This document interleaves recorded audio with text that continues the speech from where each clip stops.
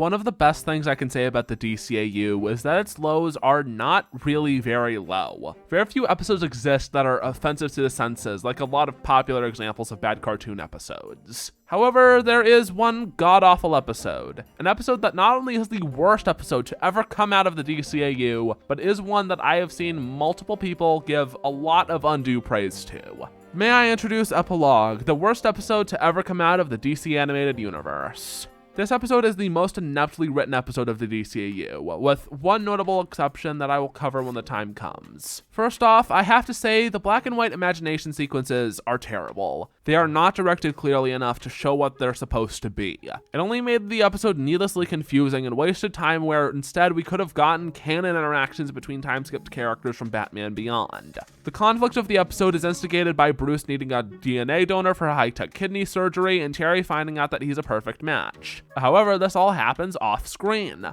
They mention histocompatibility testing, but they never mention a paternity test, which would confirm the suspicions that were raised by the histo test. The imagination scene presents the idea that Terry knew that Bruce was his father, but we never see him discovering the mystery, and we miss a lot of him looking for leads. The episode discusses events that happen at a hospital, when it would have been easier to just cut the imagination sequences and show the actual events this episode spends a good third of its runtime alluding to. Terry then breaks into Amanda Waller's house to investigate, in his civilian clothes for some reason. This also highlights how the imagination sequences make this episode confusing, because despite portraying a fake version of the confrontation about the supposed DNA test, we never see the real one, so from that we conclude that this exchange, or at least a similar one in reality, did not happen, judging by what Bruce says at the end of the episode. So Terry just went to Amanda Waller in his street clothes to interrogate her about a hunch he had while Bruce was recovering from surgery. Since the break-in is where the episode starts, we aren't given any of Terry's line of reasoning to get to this conclusion, so this entire episode starts on shaky ground.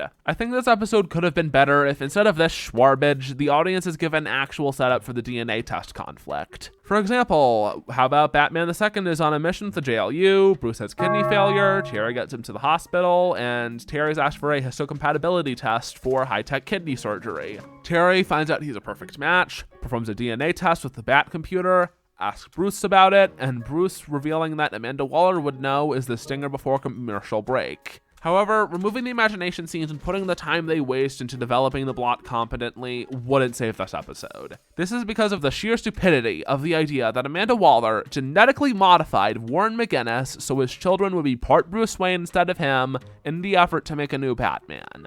This is a dumb, horrible, stupid excuse from a Doyleist perspective, and from a Watsonian perspective, this plan is extremely convoluted, and it kind of works out for her in the end when it really shouldn't. Terry becoming the new Batman ends up reframed as the result of a fate preordained for him, when being a normal guy who just ends up becoming Batman is what I loved about Terry, and what I think his central appeal was. Making him becoming Batman a function of who his dad is removes the central appeal that Terry is a normal guy who became Batman. Terry's growth throughout the course of Batman Beyond made him a more engaging central protagonist than Bruce Wayne ever was. Epilogue then decided to take a bat shit all over that and turn Terry's entire existence into the result of a half-baked plot by Amanda Waller. If the goal of writing this episode was to tell the story of Amanda Waller failing to make a new Batman in the most Amanda Waller way possible, she should actually fail. Her incredibly fucked up plan should not work out in the end. On the topic of Waller's plan, let's talk about the thing that prompted it.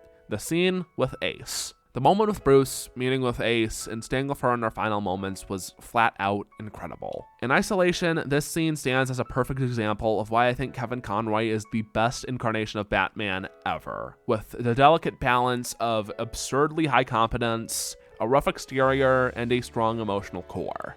I personally think that the greatest measure of a heroic protagonist is the way in which they are kind to people, and this scene perfectly shows the way Batman is kind. This scene touches on how Batman's kindness doesn't come from pure altruism like Superman. It's from a degree of understanding for people like Ace, who are emotionally and psychologically damaged. This scene is fantastic, but the problem is that it does not exist in isolation. The purpose is that it serves to push Amanda Waller's misunderstanding of Bruce's kind nature and attribute Terry's fate to who his genetic father is. The way the scene is delivered serves to undermine what is great about both Batman instead of bringing them both up. Amanda Waller walks away not having learned a thing. The only reason her plan didn't work out exactly the way she wanted it to was because the assassin she hired was unwilling to go through with the plan, not because Amanda Waller learned what the flaw in her ideology is. Waller thinks that Bruce Wayne's trauma is what made Batman kind, so she tries to traumatize a kid in the same way Bruce was traumatized to make a kid who's kind like him. The reality, however, is that Bruce's trauma did not make him kind. His trauma left him broken, and it was his own determination to carry forward the kindness his parents taught him that made Batman kind. Amanda Waller never realizes this, when the whole point of the episode is her thesis as to why the world needs a Batman. Finally, this episode fails on how it spends the whole runtime misidentifying how Bruce is kind, and it never really gives the way that Terry is kind a second thought, when I think that's the perfect instrument to prove Amanda Waller wrong, which really should be the point of this episode. Terry McGinnis has trauma. His father was killed and that motivates him to become Batman, but Terry's trauma is not what made him kind. It's not like he was unkind to begin with, but Terry became more kind, not because of the trauma of losing his father, but because Terry had kind people in his life and lived by their example. Epilogue instead chalks up all of Terry's development to him being Bruce's son, and that is this episode's greatest failing.